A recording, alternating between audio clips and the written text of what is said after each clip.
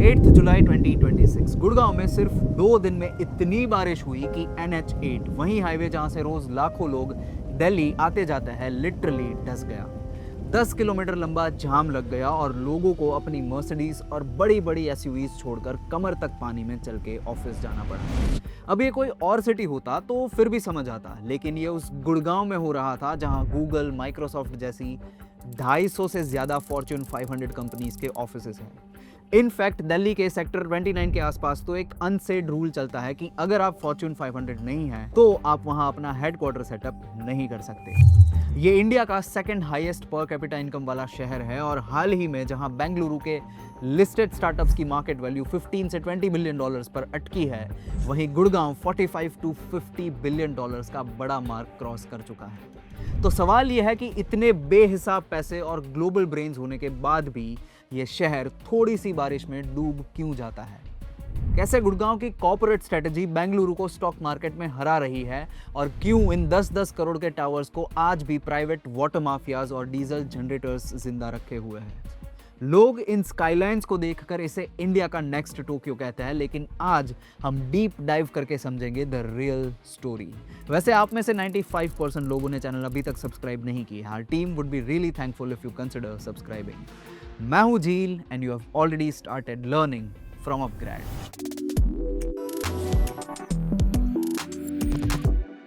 Chapter 1 accidental city.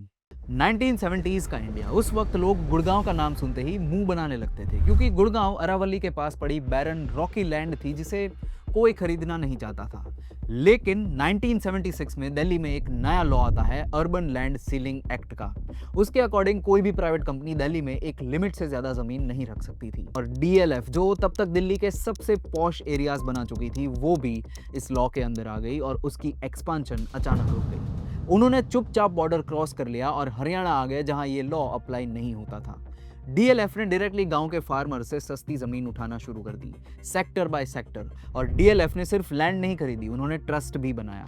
उनकी jeeps हर महीने गांव-गांव जाकर फार्मर्स को उनके इन्वेस्टमेंट्स पर कैश इंटरेस्ट डिवाइड करती और इसी रिलायबिलिटी के दम पर DLF ने 3500 एकर्स लैंड कलेक्ट कर ली, वो भी बिना सिंगल लीगल केस के। उसके बाद 1980s की एक दोपहर में DLF के KP सिंह एक चारपाई पर बैठे फार्मर्स को जमीन बेचने के लिए मना ही रहे थे कि अचानक वहां एक जीप आकर रुकी। ड्राइवर उतरकर पानी मांगने के लिए आगे आया और पता चला कि वो ड्राइवर कोई और नहीं, राजीव गांधी थे।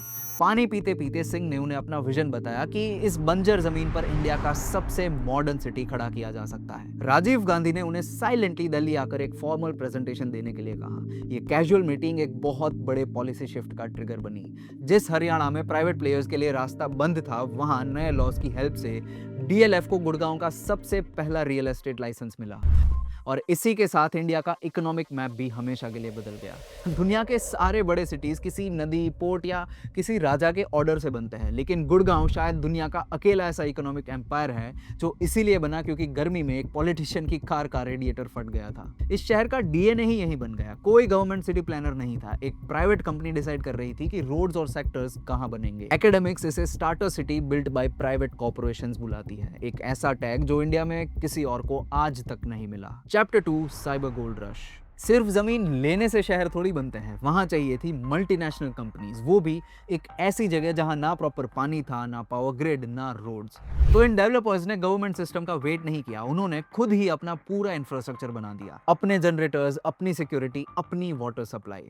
हर ऑफिस पार्क और गेटेड सोसाइटी अपने आप में एक प्राइवेट आइलैंड बन गई जो गवर्नमेंट पर बिल्कुल डिपेंड ही नहीं करती थी। और फिर आया ईयर 1997 जब वर्ल्ड के सबसे बड़े कॉन्ग्लोमरेट्स में से एक GE कैपिटल ने DLF के बिजनेस पार्क में अपना कॉल सेंटर स्टार्ट किया। ये छोटा सा मूव पूरे इंडिया के IT और BPO बूम का ट्रिगर बन गया। उसके बाद Amex, एरिक्सन, ब्रिटिश एयरवेज सब एक के बाद एक लाइन लगा के आने लग गए। आज यहाँ कोको कोला, BMW से लेकर मारुति सुजुकी के हेडक्वार्टर्स तक है। इंडिया की ऑलमोस्ट सारी मेजर एयरलाइंस भी यहीं से ऑपरेट करती है और इस कॉर्पोरेट रश के पीछे एक ऐसी मास्टर स्ट्रेटेजी थी जो नॉर्मली किसी को नहीं दिखती। गुड़गांव ने समझ लिया था कि अगर फॉरेन कंपनीज के बिलियंस ऑफ डॉलर्स चाहिए तो उनके एग्जीक्यूटिव्स को इंडिया फील ही नहीं होना चाहिए। जब मारुति सुजुकी के साथ जापानीज एग्जीक्यूटिव्स गुड़गांव आए तो डेवलपर्स ने उनके लिए एक छोटा सा लिटिल जापान ही बना दिया, एक ऐसा हाइपर एक्सक्लूसिव पैरेलल वर्ल्ड जहां उनके लिए ऑथेंटिक जापानीज फूड से लेकर उनका लाइफस्टाइल सब रेप्लिकेटेड था। गुड़गांव ने ऐसे प्राइवेट आइलैंड्स बनाए जहां एक फॉरेन एग्जीक्यूटिव्स महीनों तक बिना एक्चुअल इंडियन रियलिटी फेस किए रह सकता था, और इसी कल्चरल आइसोलेशन ने बिलियंस ऑफ डॉलर्स की फॉरेन इन्वेस्टमेंट को यहां रोक के रखा। तो पैसे तो बेहिसाब आ गए थे, लेकिन अगले 20 सालों तक गुड़गांव सिर्फ दूसरों का बैक ऑफिस ही बन के रह गया, जबकि असली वेल्थ, असली इनोवेशन और डीप टेक बेंगलुरु बना रहा था। सबको लगने लगा था कि इस वाली रेस में तो गुड़गांव कुछ कर ही नहीं पाएगा, but there was a twist. Chapter 3, the great tech flip. ये सब कुछ खुद बना लो वाली मेंटालिटी ने ही आगे चलकर गुड़गांव को एक ऐसी लड़ाई जितवाई जो किसी ने एक्सपेक्ट नहीं की थी। एज आई सेड, पिछले 20 इयर्स तक इंडिया के टेक वर्ल्ड का किंग बेंगलुरु था।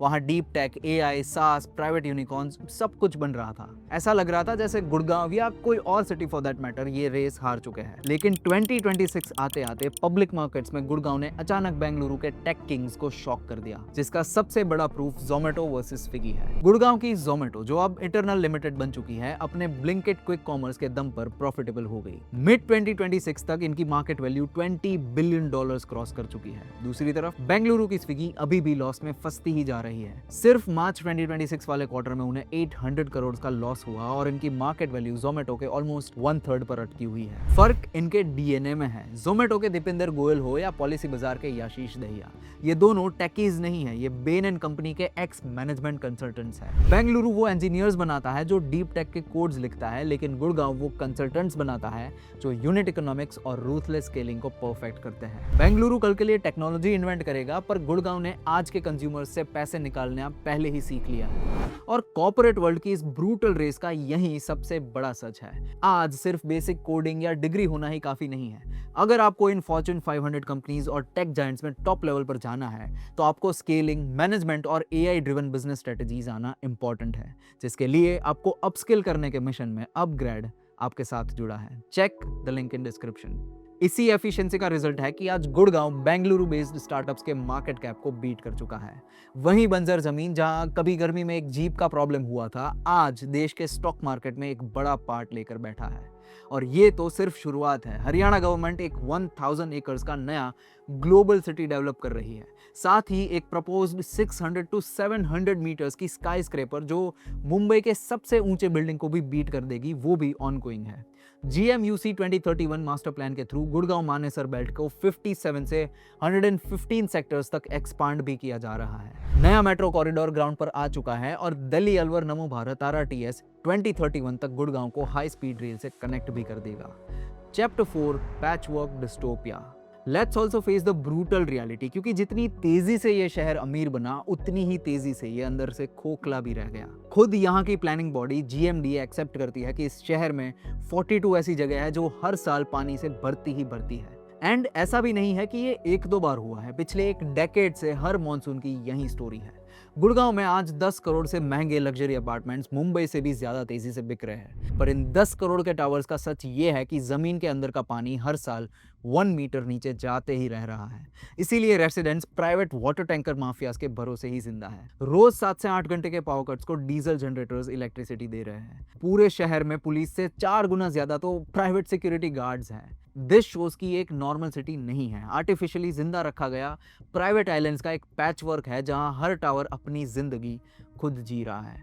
इनफैक्ट इस प्राइवेट सिटी मॉडल का सबसे बड़ा प्रूफ तब बाहर आया जब इन प्राइवेट कंपनीज ने खुद अपनी ट्रांजिट लाइन बनाने की कोशिश की। 2013 में रैपिड मेट्रो लॉन्च हुई, दुनिया की first completely privately funded modern light metro. ये DLF और IL&FS का जॉइंट वेंचर था जिसमें 0 गवर्नमेंट इन्वेस्टमेंट थी। सबको लगा कि ये एक मास्टर स्ट्रोक है, लेकिन 2018 आते आते IL&FS एक बड़े डेट क्राइसिस में डूब गई और इस प्राइवेट मेट्रो का इंजन बंद पड़ गया।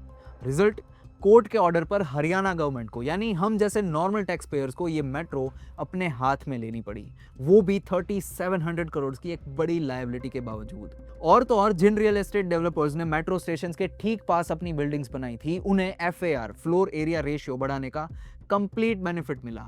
उन्होंने अपनी बिल्डिंग्स और ऊंची करके बहुत पैसे बनाए। जब इन्होंने प्रॉफिट कमाया तो पैसे इनके, लेकिन जब इनका मॉडल फेल हुआ तो इंटरेस्ट गवर्नमेंट का, जिनका इन टावर से कोई लेना देना ही नहीं है। सो ऑल इन ऑल ये दो साइड्स है आज गुड़गांव की। प्रॉब्लम्स तो बहुत है जैसे हर मेगा सिटी में होते हैं, बट ऑल्सो दूसरी साइड ये एक ग्लोबल सिटी बन रही है जस्ट लाइक टोक्यो, उसमें भी कोई डाउट्स नहीं है। व्हाट आर योर थॉट्स बताइए कमेंट्स में। मैं हूं झील, और अगर आपको ये वीडियो पसंद आया है तो इसको लाइक कीजिए और ऐसे ही और डीप डाइव्स के लिए subscribe to upGrad. Till then stay curious.